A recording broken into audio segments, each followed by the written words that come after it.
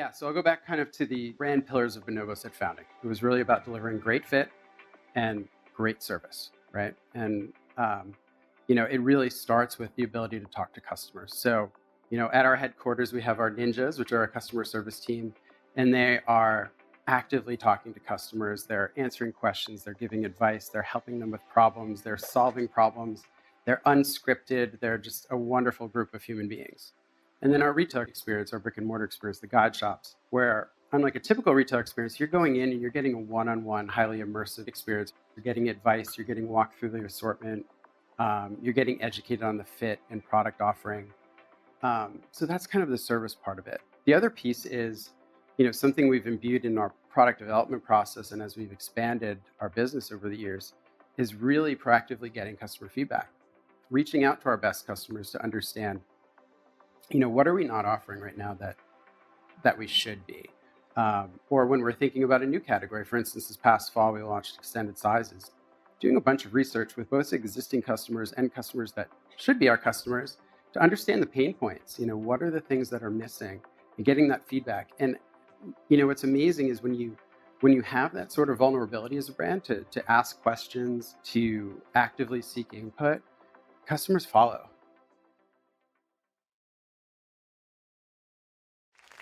Welcome, Brad, to the stage. Maybe you can just give us a little bit of background on what it is that you're doing at Bonobos, and how you've come to where you are today. Okay, yeah, the story. So I'm the Chief Merchandising Officer at Bonobos. I've been here now almost 8 years. So really, been working with the team the past 8 years, moving from being, an online-only pant company to being a full menswear brand with really a driven brand purpose of making fit happen for everybody. So really taking on a big challenge of delivering fit for every type of body type and man out there. Prior to Bonobos, I had stops at J. Crew, Gap, worked on a startup for American Eagle. So always kind of in the menswear space and in apparel. What was it that excited you about the role at Bonobos? Was it really that sort of customer-centered focus, or? Well, so it was a few things, I think. So I think the first time I met Andy Dunn, who's the founder of Bonobos, was about 8 or 9 years ago. And it was I was really impressed with him in the sense that he wasn't a traditional retailer and he was approaching this differently. Specifically thinking about building a brand online only, so digitally native. 2, starting a brand that's really trying to solve a problem. So that original origin problem was, the founders couldn't find pants that fit, so making better fitting pants and delivering that to the customer and having a really authentic voice and having a conversation with the customer. Now, what got me wasn't necessarily that business or that product. It was the fact that when I talked to people who knew the brand and who tried the product, they were almost evangelical about it. And you hardly ever see that in retail or apparel, at least in my experience. It's so rare. And I felt there was something magical about that. 2, given my prior experience in some of the bigger, vertical players, just understanding that this was the new way to build brands. And, we were, if you kind of, with the benefit of hindsight and look back, we were really one of the first to be kind of in that digitally native cohort. And now there are tons of other brands that have popped up in spaces beyond apparel as well. Yeah, absolutely. I mean, it's so interesting because you guys as a brand, haven't been around that long, but you feel like you're sort of like the old school members. Exactly, Yeah. Exactly. Maybe to sort of couch a little bit of that conversation that we're having too is I'd like to understand when we chatted on the phone, some of the bigger shifts that you see sort of driving the changes that are happening within the retail space. Yeah, so I think if I reflect on kind of the past 15 to 18 years of retail, I think probably the biggest overall change has moving from this model of really a brand delivering just a singular point of view, a one-size-fits-all perspective, and really dictating to the customer, okay, here's what's going to be important to you. You could think about the classic merchant model of, gut instinct, belief, key item, hammer it home, deliver it, and the customer will follow. And I think what's changed now, particularly with the emergence of e-commerce brands and digital brands, is that it's really about what the customer wants. And the customer wants a voice. And there is just a different expectation level that customers expect things that are closer to personalized service or personalized product. They're looking for brands that don't just offer a great product, but actually speak to their value system, that represent something they believe in. It's really about that total experience of a brand and not just about the great product, which is table stakes. You still have to have the great Right, product, right. but it's more than that. It's about opting into an experience and to a value system that I think has changed. And I think just what's also shifted is just, you need to be inclusive. You need to have a diverse perspective, and you really need to listen to the customer as opposed to just dictating. It's really become a two-way conversation. So on that point, I'm curious, how are you guys engaging your consumer? What's the mechanism or Mhm. mechanisms through which you're sort of chatting to them? Yeah, so I'll go back kind of to the, kind of the brand pillars of Bonobos at founding. It was really about delivering great fit and great service, right? And it really starts with the ability to talk to customers. So, at our headquarters, we have our ninjas, which are our customer service team, and they are actively talking to customers. They're answering questions, they're giving advice, they're helping them with problems, they're solving problems. They're unscripted. They're just a wonderful group of human beings. And then our retail experience, our brick and mortar experience, the guide shops, where unlike a typical retail experience, you're going in and you're getting a one-on-one, highly immersive experience. You're getting advice. You're getting walked through the assortment. You're getting educated on the fit and product offering. So that's kind of the service part of it. The other piece is, something we've imbued in our product development process, and as we've expanded our business over the years, is really proactively getting customer feedback, reaching out to our best customers to understand, what are we not offering right now that we should be.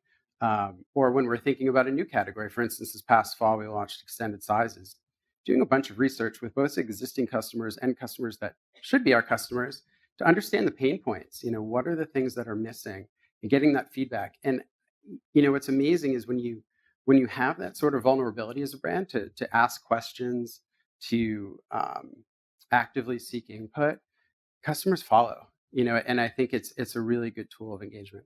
And let's dig into that extended sizing a Yeah. bit. Was that something that initially you sensed that there was an opportunity there, or that did that come directly from that feedback from the consumer? What was the sort of aha moment there?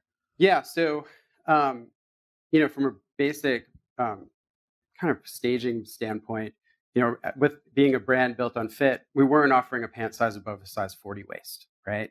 We had done an amazing job of, fit and size specificity across a range of sizes, but really hadn't tackled that next bridge. Now, there's a reason for that. It's technically different product when you get into larger sizes, and that is, you know, one reason why we delayed it, because we knew it would be an intensive work. But really, it was a natural evolution for us to get into extended sizes. We saw the opportunity. Additionally, for context within the menswear space, extended sizes is a category that's actually outpacing overall menswear growth. So we knew from a business imperative standpoint, it made Right. sense. But we knew we needed to be ready from a technical product standpoint, and we knew we needed to do the research, and we knew we needed to build a better product.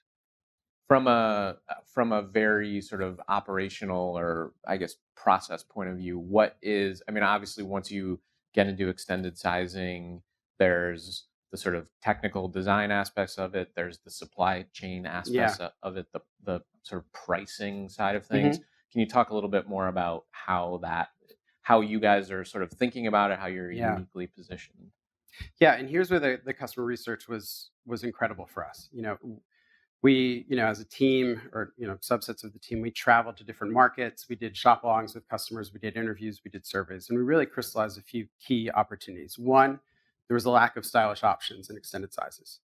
Two, it was um, not always great product execution, right? So a lot of brands typically, when they moved into extended sizes, simply, and this is getting a little technical, would just grade off of their current size block, meaning, if the standard medium is what they're fitting off of, they're just grading and assuming everything proportionally gets larger. Now, what happens when you put that on a body who has maybe a 48 chest or a 52 chest?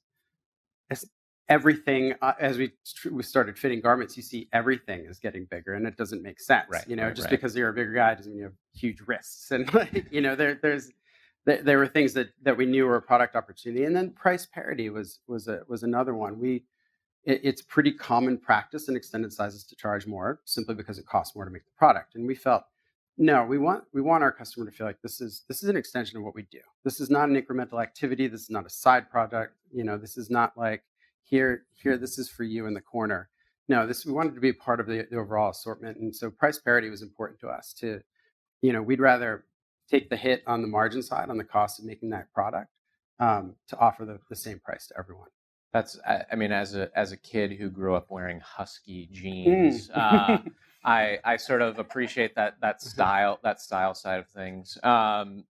So from a sort of brand standpoint, as you have sort of introduced that into your product mix, how is that sort of, is it just integrated into the website or the store as is? Like, what's that? How are you communicating that with your customer? Yeah, so I would say it's really in of a piece of a larger initiative for us, which is really about being more inclusive, representing more diversity, both in our casting and in how we talk to customers. We've done some great creative in the past year, in our campaign around Evolve the Definition, which was really about kind of moving away from these kind of toxic definitions of masculinity and what's expected of people. Our role models campaign, where we were casting real people, guys that we really admire, not just kind of the best looking guy that we find from a modeling agency. And so when it comes to life on the site, it was really important for us to cast this guy, cast that body type, show it alongside of our product, integrate it within our homepage and our category pages, um, and make it kind of a cohesive story, not just this one Right, subset, right, right? right, right. Also bringing it to life in stores and making sure we do know from our customer survey and insights data that there is a lot of trial and error. So trying on the product is very important. So we wanted to make sure we have that represented in our stores, not just in terms of the size runs and the menu options, but also having mannequins that are larger, so you can actually see how it looks proportionally and see how that product will fit. So it's been a 360 view of bringing it to life. We still, we have to be consistent with it and keep doing it, but that's the view, is that it's really a part of what we're trying to do as a brand. So you guys launched in September? Correct. Yeah. And so what has been the feedback in the 3+ months that you guys have been had that launched, and what are you hearing from consumers? It's been really positive. From a sales standpoint, it's exceeded our expectations. But what's really cool for us is getting feedback either through social channels or reaching out to our customer service team or our store teams, just about guys just being really happy that we're doing this and not just offering our most basic product, right? We have a program of printed short sleeve shirts called Rivieras, which, will be crazy colors, and we're kind of famous for it.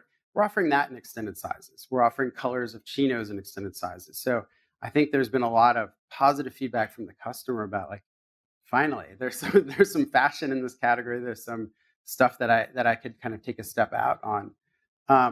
We've also gotten feedback on how we could get better. And to me, as a merchant, that's the most important feedback. We've got feedback on the fit of our shirts that we could do a better job. So we've gone back to the lab and worked on that, and actually have reached out to those customers to bring them along in that journey as we try to improve things and offer an incremental fit there. So from again, more sort of like operational side of things, I mean, obviously, part of the reason that you have the sort of standard sizing, let's say, is because that's going to be the most Yeah. the biggest opportunity or the most customers. How are you guys thinking about that from sort of like a sourcing supply chain? Like making sure that there's the right inventory available for all of this. Like, has that been complicated? Is it, maybe you can talk a little bit about that? Yeah. So, on the supply chain side, we have some really great factory partners who um, have been great with us through this process and have appreciated the fact that we're doing it differently. It makes their life harder because we're doing things like, for instance, in shirts, as we started fitting shirts on our fit model, and we started to survey the landscape of other brands. He couldn't button the top button of any shirt from anywhere. And we're like, oh, that's interesting. We need to lower the neck drop. We noticed there was a lot of twisting in the sleeve. And if you think about it, because you have a larger opening at the armhole, you're fitting more fabric in. it can twist. So we made a two-piece sleeve as a solution for that. That's a complicated process. You're adding another step into the production line. It's a separate production line for that product.